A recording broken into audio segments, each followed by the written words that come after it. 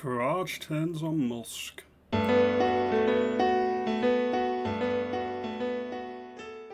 Good afternoon or good morning when this goes out. Thank you for watching. I hope you are well.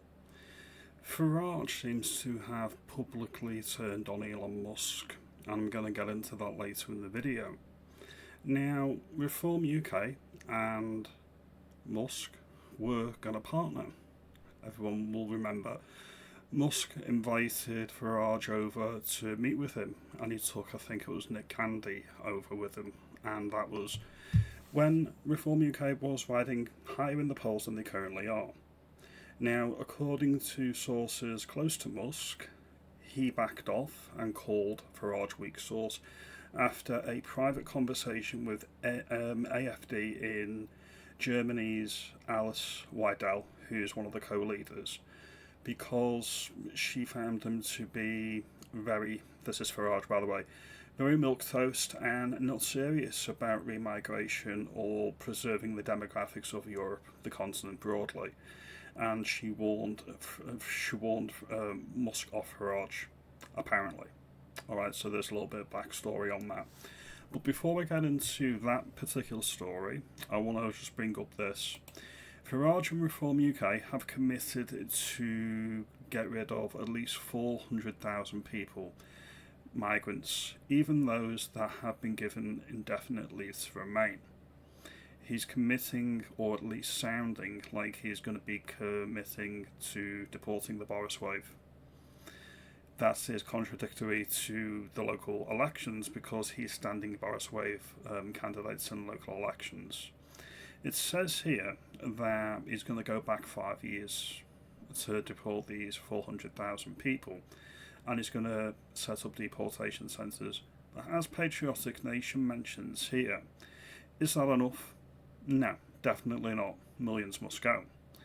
Do you believe that it's just going to be false promises?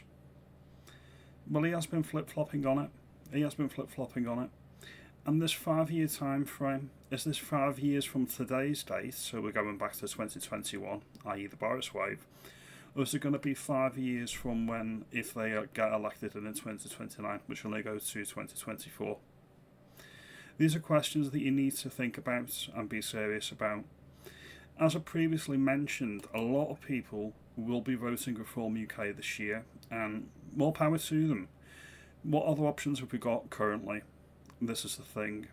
The psychological impact of unseating Labour in vast swathes of the country would be profound, even if these people are going to defect over to Restore Britain in the fullness of time, or many people decide to go to Restore Britain before the next election. That's in terms of people, candidates, and obviously canvassers and voters. So that's all to play for. Now, I'm going to play a couple of clips. The first one is about Farage mentioning deporting people. And then we're going to get into another clip regarding Musk and Twitter, which I find more problematic, hence the thumbnail. So we're going to get into this now. You say migrants in hotels should be deported. Where should they be deported to if their country isn't safe? Not my problem. If it's not safe, well, cry me a river, I do not care. If their country of origin is safe, they are uninvited guests, they need to leave. And credit to Farage here, he pretty much says the same thing. Or if another country won't accept them. I'm sorry, I've had enough of this. If you come from Afghanistan, you go back to Afghanistan. End of. This idea we can't send people to certain countries, all the false claims that people make about their own personal lives. I'm sorry, we're done. We're done. We've had enough. Completely agree. Now, he's only becoming more hardline because there's something on his right flank that he has to defend against now. This is the thing. A few years ago, mass deportations were impossible, politically impossible, according to Nigel Farage himself.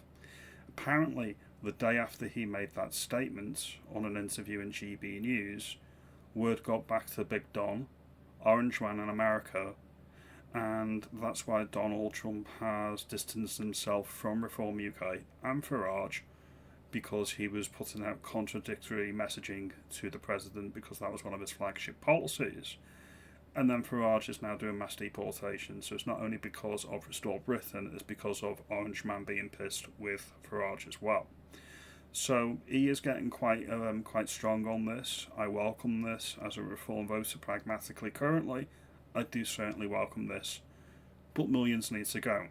Until Farage is saying we're going to have an alligator Alcatraz in every county in Britain, then there's work to do, miles to go.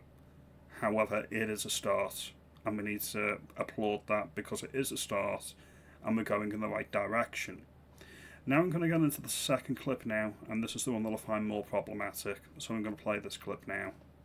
Those of you who might be tempted to think that we as a party have headed in a nativist or even racial direction, the sheer number of ethnic minority candidates that we're standing in this campaign, especially in London, is remarkable. So first of all, he's been very explicit here.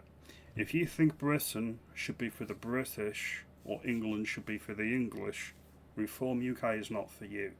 That is not what Reform UK is. Nigel Farage is very, very clear on that particular point. Demographic replacements, England or Britain becoming a minority native by I think it's 2063, is not a concern for Nigel Farage. Alright? Regardless of the messaging that Matt Goodwin is putting out regarding this issue. However, what he says next is even more telling and concerning. Quite remarkable. We haven't made a song and dance about it. We don't. We just don't. We don't really care if people are men or women or black or white or whatever they are or what their chosen preferences are. We really want to judge people as, for who they are and what they can do. Such is our belief in meritocracy. But I would add... So does that mean if Abdul from Kabul comes over with his wife, after originally claiming he's gay, gets asylum, and then sends her wife, number 1, number 2, number 3, and they come over here and they have a litter, does that mean that they're going to be British? Does that mean that Farage won't have a problem with that? As long as they go out and they scratch a living, even if they're net negatives and they're not net contributors, will they win the right to stay? This is the thing. According, or what I'm hearing from Farage here is, they can stay. This is an issue. This is an issue. We need to be very, very hardline on this. No half measures. The time for half measures is over in my particular view. But we're going to continue now. I would add that the online abuse on X that our minority candidates are receiving is utterly appalling in every way. And if it was happening to any other candidates from more established parties in the sense of their age, you would all be in total uproar. Sticks and stones may break my bones, words will never hurt me. If you cannot stand the heat, get out of the kitchen. You know what they say, if you can't stand the heat, get out of the tunnel.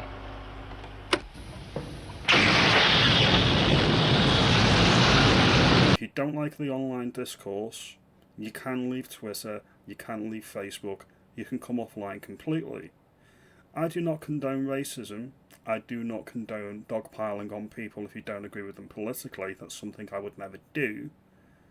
However, if people are just questioning the priorities of Reform UK by standing ethnic minorities or people not of Britain, migrant community people, if Farage is saying that he's got a problem with that, well, I've got a problem with him.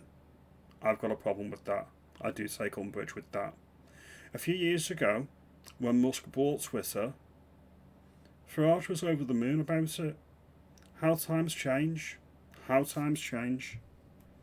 I've not heard a single person comment on it. It really, really is bad. And X is now becoming a very unpleasant and very dangerous place. Dangerous in what way? What's the real world harm of name calling online? Now again, I don't condone people dogpiling migrant candidates that you don't agree with, but are we talking incitement to violence? Because I don't think we are. Because if they were, police can track people down and that can be dealt with. I don't think that's what this is. It's people voicing, probably very vocally, that they don't agree with people that aren't British being able to stand for election or vote in our elections. I've just been made aware today that ethnic minority people, migrant community people, even if they're not British citizens, they've just been given leave to remain. Not indefinite leave to remain, just leave to remain in Britain. Can vote in the Senate elections and can vote in the Hollywood elections, and they're not even British citizens. That's outrageous. So people are calling out that, and these people standing for election as well. Well, more power to them, they should be able to do that. Now the wording, dangerous, this is the issue. Is it dangerous enough that when Farage becomes Prime Minister, if polls are to be believed currently, would he go as far as to ban Twitter? Would he be doing a lot of the busy work that Keir Starmer's too gutless to do? We all know the Uni Party, we all know that they want X gone. We all know this because they can't control the narrative. Is Farage going to do the ultimate 360 and ban X from this United Kingdom? This is the thing. This is what we need to ponder. This is what we need to consider. Anyway, I'm going to end this here. Do you think I'm overreacting with this? Is the phrasing, the language that's being used? When Rupert Lowe was ejected from Reform UK, Nigel Farage called him dangerous, and so did former Boris fangirl Nadine Dorries. They called him dangerous, and they ejected him from the party. Will Nigel Farage ban X, or do you think he'll just tighten free speech laws in the UK? So you can't even call a spade a spade. You cannot actually say that you don't want ethnic minority, non-native people, people that aren't British citizens, to stand in elections, because that would be beyond the pale. That would be hate speech. Just something to think about. Anyway, reform is going in the right direction. Many people are still going to vote for them this year. Restore Britain look like they're going to run away with it in Great Yarmouth. That's all they're focused on this year so far. Now, if you like this video, comment below, share and subscribe. Hope it's been fair, and I'll see you in the next video. You have a good day and thank you for your time.